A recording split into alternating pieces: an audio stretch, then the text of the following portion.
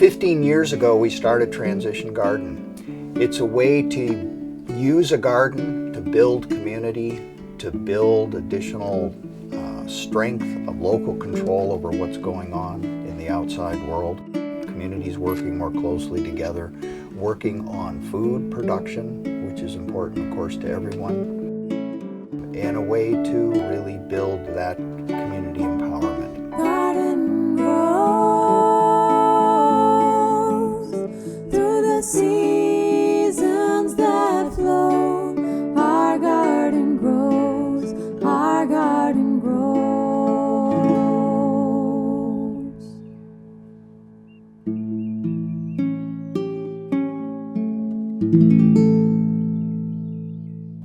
With the Transition Garden, you really want to start early.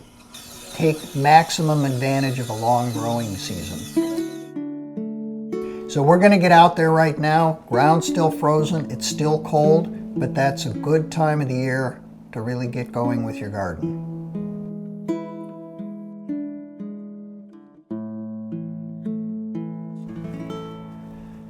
Welcome to the Transition Garden. It's winter time, late winter.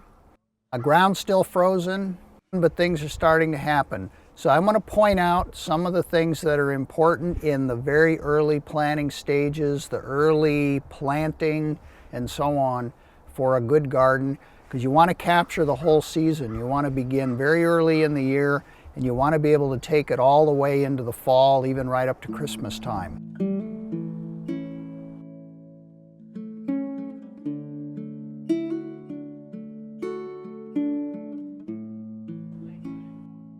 Let's talk about cold frames, particularly early spring cold frames. It's important to get cold frames out early, even when there's snow on the ground.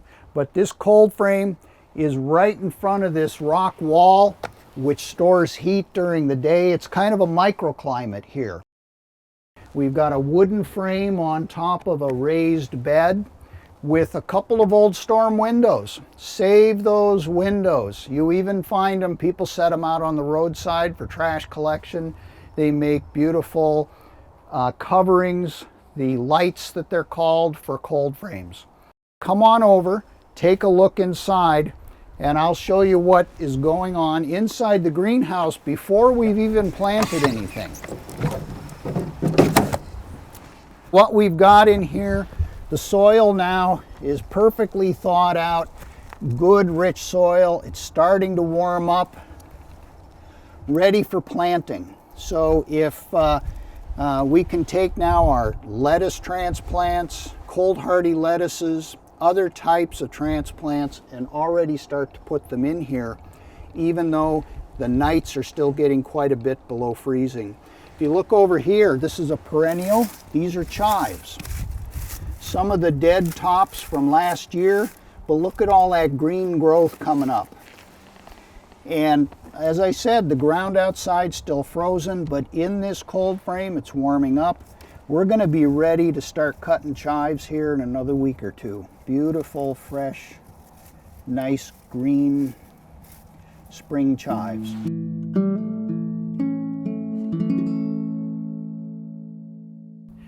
Now let me point out another interesting thing about the early spring, the late winter, early spring garden. What we've got here in front of me is, well, first off, beautiful raised bed with stone walls. And again, those stone walls facing south, capturing some heat, helping warm the soil. Good site here for this part of the bed. We've got a lot of straw down. What's under here, this is garlic. The garlic was planted last November. What garlic does, it's kind of like your bulbs, tulips, that type of thing. You like to try to get them in the fall. Same thing with garlic. You put it in, and basically it gets its roots in the ground. It gets established in the fall. I like to say it gets its feet in the ground. And then it goes dormant. It just sits there all winter long. So what we've done is we've put some nice straw down to cover that garlic, give it a little bit of winter protection. The ground is still frozen underneath. This mulch, the straw, is also going to help with weed control later in the growing season. But garlic is one of the first plants to come up out of the ground. As soon as that ground thaws in another week or two, it's going to start growing again. And within 2-3 weeks, we'll start to see some of those early green shoots poking up through the straw. And very quickly, through April and May, it's really going to start to grow very quickly.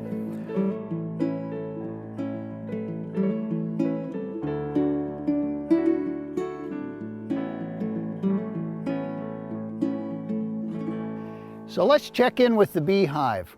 Still very early, very cold. They've spent the entire winter in here on a good, calm, sunny, balmy day when it's above freezing. You'll see some of them coming and going, doing some cleansing flights, they call it. The winter beehive, we've got the opening partially closed here down below. That's for a couple of things. A little extra wind protection helps keep some of the rodents out that might try to venture inside.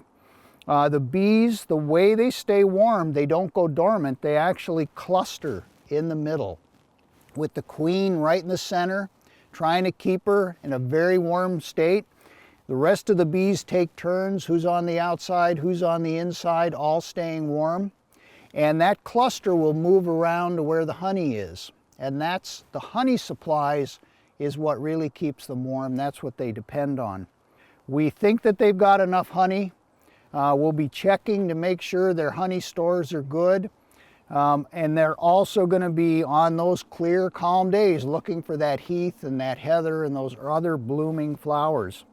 Now I'm going to see if we can get a few guard bees to poke their head out. And it's a little bit dangerous because they're guard bees, but I think with just a knock on the door, we'll see if them will show up right at this round opening here. So let's knock on the door, see if anybody's home.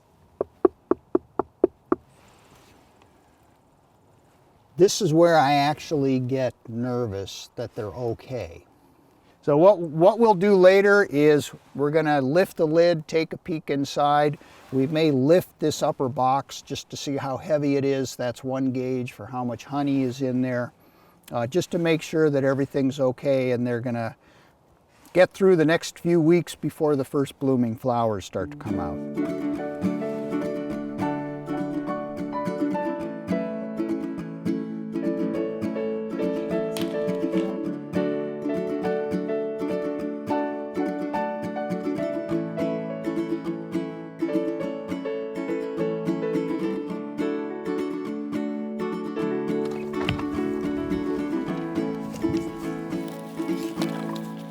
So I'd like to introduce you to Jessie Fillmore. She's an important part of the show. You're going to be seeing more and more of Jessie in future segments and episodes. And Jessie is one of a whole lot of important people that you're going to get to meet, very knowledgeable people over the series that know a lot about gardening, different aspects to gardening, greenhouses, just about everything that's involved. And also just food production and how it can be done as a community. So a lot of good, interesting things. Jessie's learned an enormous amount along the way. She's extremely knowledgeable, very helpful. And I think we're down here this morning to pick spinach. Get some spinach. Awesome. Very good. Sounds good. So I can go ahead and uncover the row. We are in a unheated 20 by 24 foot plastic greenhouse with aluminum frame. We're going to be looking at a few beds of spinach here. These were planted last fall. It's in prime condition right now, growing very quickly. Daylight today, it's above 30 degrees in here, but then it's going to get down to freezing at night, and the spinach can handle that. We want to take the biggest leaves as well and leave the smaller ones so they'll grow out and make nice big leaves for us.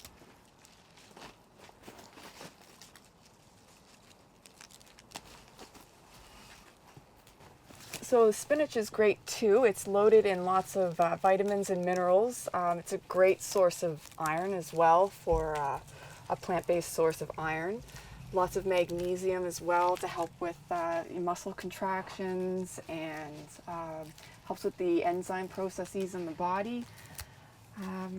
And there's folate, there's B vitamins, lots of vitamin K. So it's a really nutrient dense plant. And anything that's got really dark leaves as well, or dark colored leaves or fruit, generally the darker the leaf, the more nutrient is going to be in it. So, and this is just fantastic. You can eat it just raw. It's really got a nice meaty texture. Great for salads, great for spinach pie, smoothies. Like every vegetable, there's different varieties of spinach. And you just want a good variety of regular spinach. This is one called Tyee, Tyee, and it's more of a commercial variety. But there's a bunch of other ones as well. Also, generally, when you're harvesting green leafy plants like lettuces or the spinach, you usually want to work your way from the outside in and leave the innermost leaves to grow into bigger ones. And the outermost ones will be the first ones that have grown, so they'll be bigger.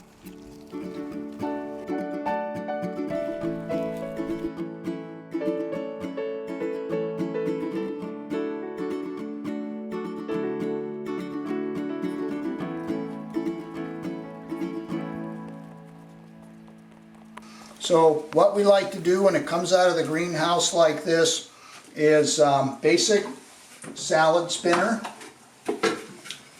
Everybody knows what these are all about.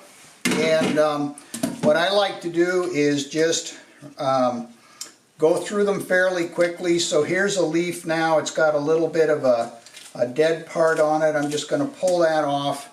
And then I also pull off the stem. You can actually eat the stem, but they're just not that aesthetic in a salad. So I just break off the stems as they go in, throw them into that basket, and just kind of pick through everything. Every once in a while there's a little bit of maybe grass in there or some other kind of a weed. See, there's a big stem. I'm just going to take that off. Look at that. The whole stem just came right out of the middle of the leaf. The reason I'm washing it is take out if there's any sand in there, any kind of grit that might not be good when it comes through, if it's cooked, that sort of thing. So it's the cleaning, taking out the weeds, picking off the stems. I give it a light rinse, and then it's good.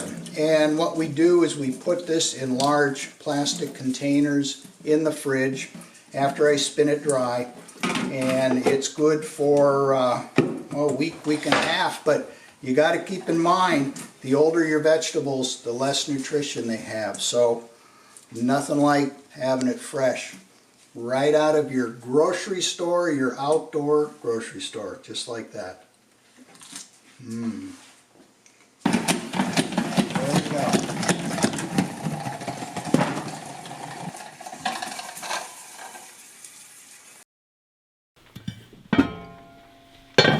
So we're going to steam this spinach. So as you can see, there's a whole lot of spinach here, and I'm literally packing it down into this pot.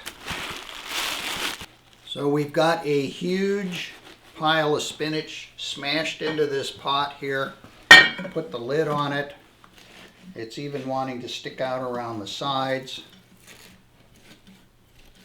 And then we're going to put it on a burner and steam it just enough to reduce all of the volume.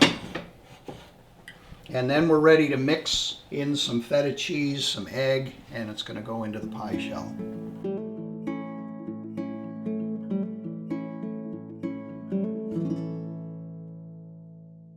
Okay, so the steaming just took a few minutes, didn't take very long at all. I'm not actually cooking it, I'm just steaming it and reducing it all down.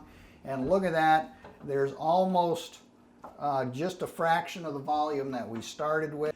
So now we need to get the water out, all the excess water. I'm going to put it in a colander here in the sink, and we're going to squeeze out all the excess moisture in this spinach.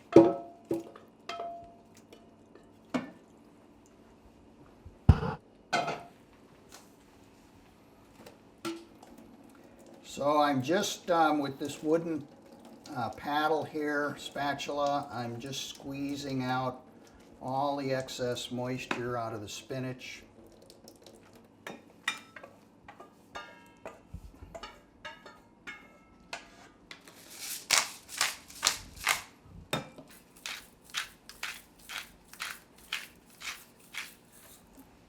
So I'm going to take a chunk of cheese, feta cheese about like that, and I'm going to crumble it right into that spinach. And then a couple of free-range eggs. Look at that egg.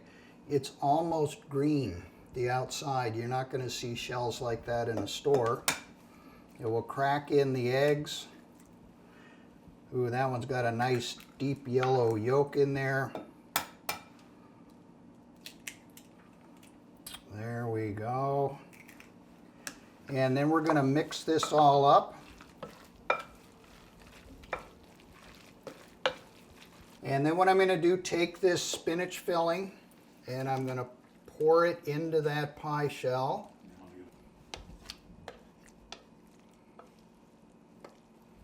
With all that feta cheese mixed in there.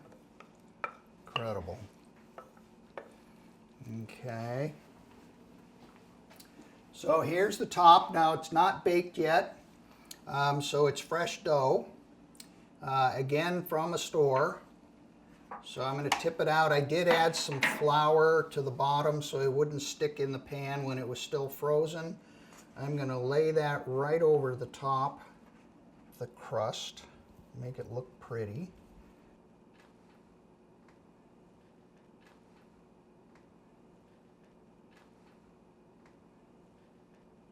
And now we're going to bake this for a full hour at 350, 360 degrees. Hit go. And there we are.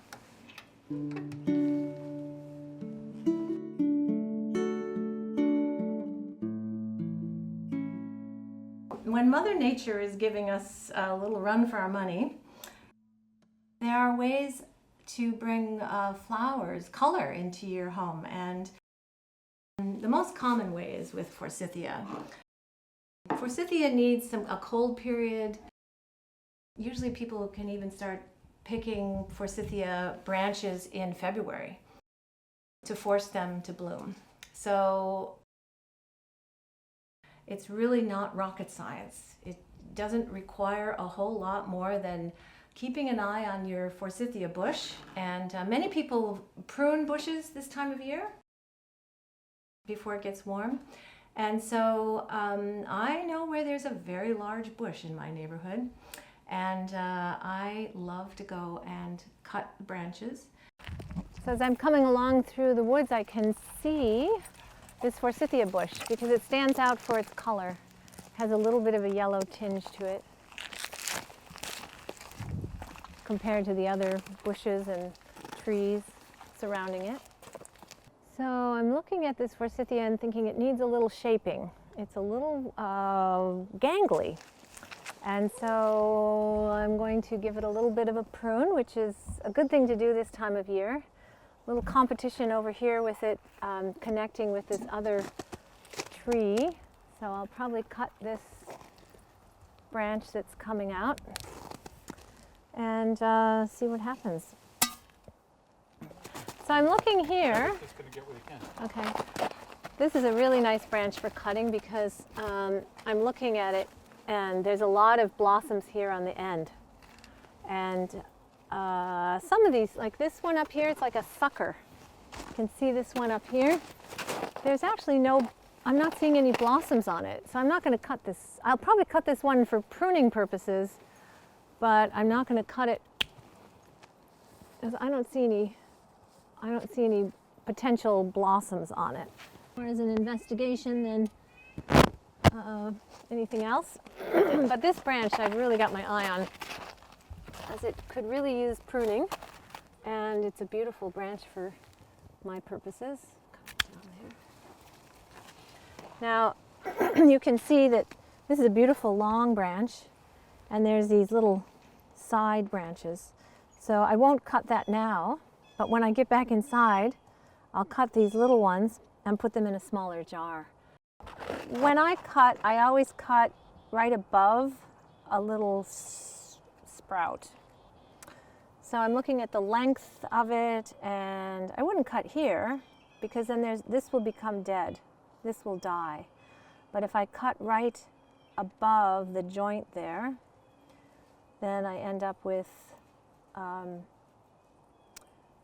what I leave behind is good.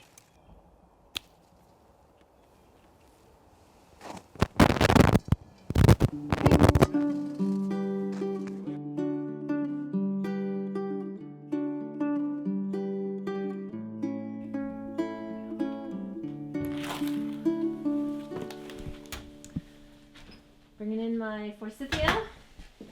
It's down here. I'm going to take my coat off. All right, so I just have a little jar here, and if you want them to bloom faster, probably putting them in warm water makes sense. I have never gone to the trouble of doing that.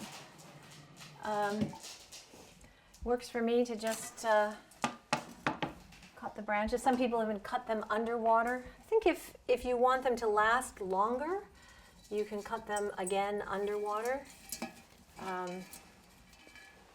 This is the one I'm going to cut right here, like I said earlier. I'm going to cut this again, maybe right about there.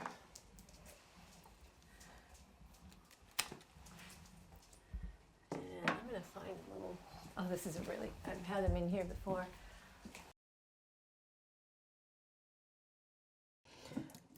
I had some in here last week, and it made the rooster look pretty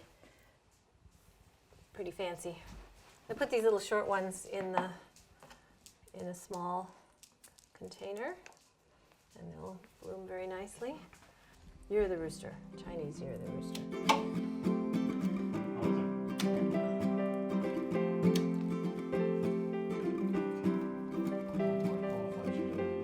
Right. Well, it's ancient. Morning cheer.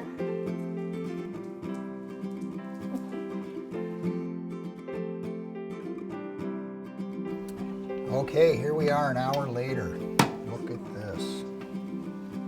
Absolutely gorgeous.